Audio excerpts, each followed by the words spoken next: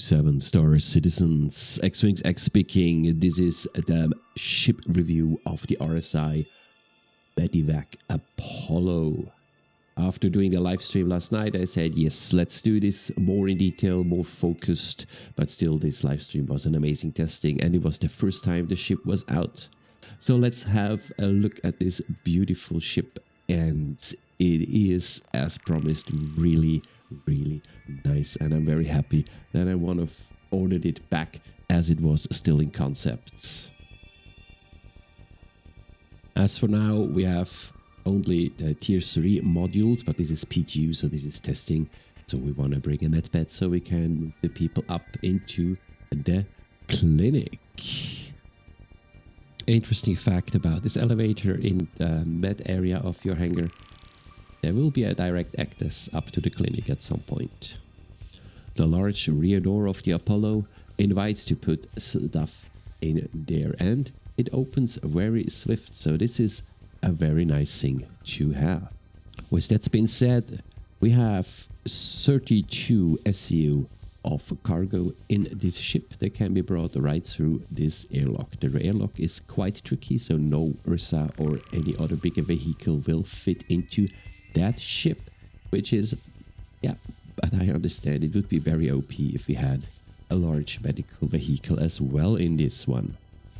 As we enter the triage section of the ship, we have as well the 2 cargo areas on the side which we can enter, which open flawlessly and smoothly, and we can go in there, and we have those 16 SU on each side of cargo with weapon racks and the access to our shield systems on the side, which is right here. We have 4 shields in this ship, size 2 shields, so we have quite some protection here.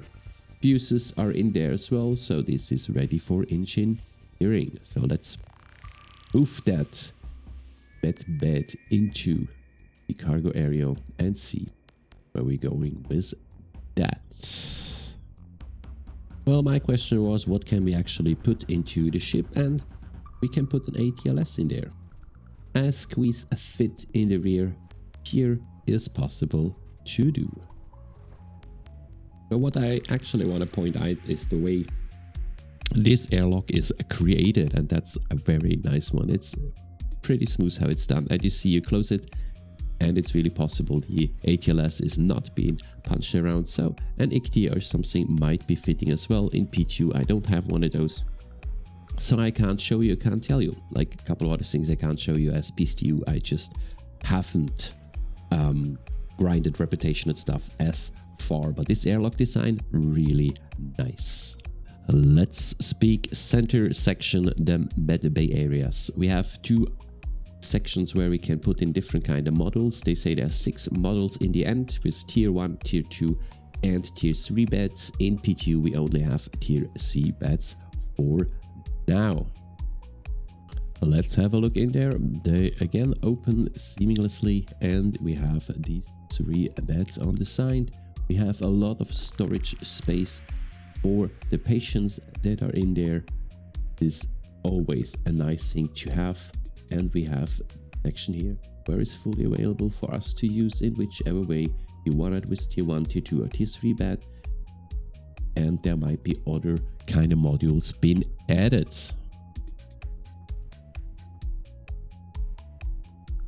On the section towards the cargo area, we have as well showers that can be used for the patients that are in care, which quite reasonable size, and you see it's fully wheelchair accessible. Here a short side note on how to use the medical beds. If you want to have more detailed information, check out the full medical tutorial right here. So we have different things we can use, so you can medicate yourself. Mind the blood drug level. You will get pretty drunk, and when it's past 100%, you are going to be incapped. Regeneration is for putting in your respawn point, your in point.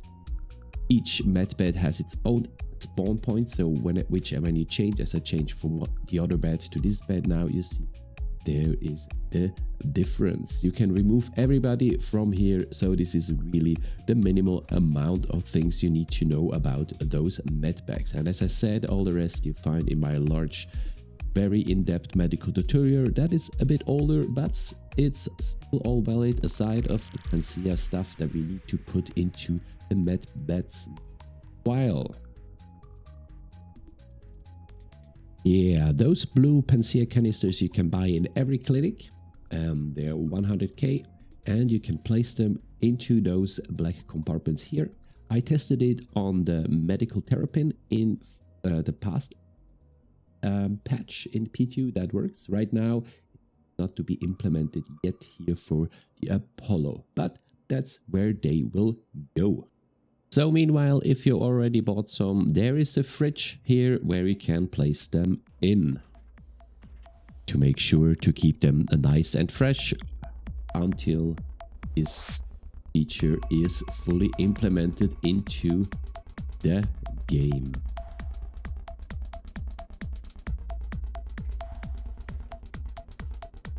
Let's go further through the ship towards the cockpit, and the first thing that we're gonna see are the components, which is in a small section between the cockpit and the medical modules area. So all the things you need to find is in here. Here is quantum drive,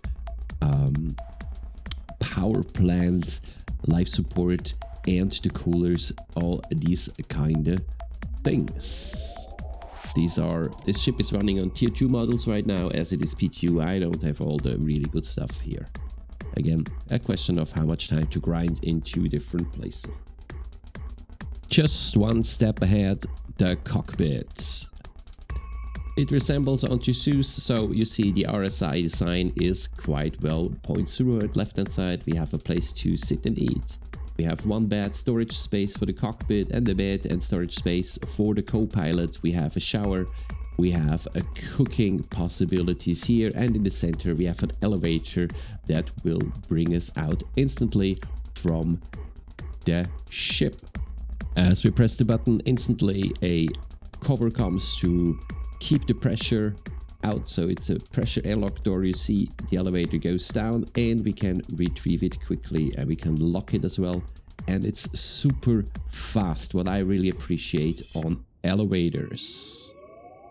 A thing that I wish to point out here is the storage areas. 2 storage areas for pilot and cockpit with 450k micro SU of storage space, which is quite a lot for in-ship storage space. Now let's get out of here, let's take off, let's have a look, see how this baby is flying. So let's take her out. With SCM we have 167 meters per second, we can boost it up to 180. In nav mode we can go up to 214 with boosting. As we are approaching out in vacuum, we can bring that baby up to 999 meters per second. So this is max speed you have in nav mode out in the vacuum.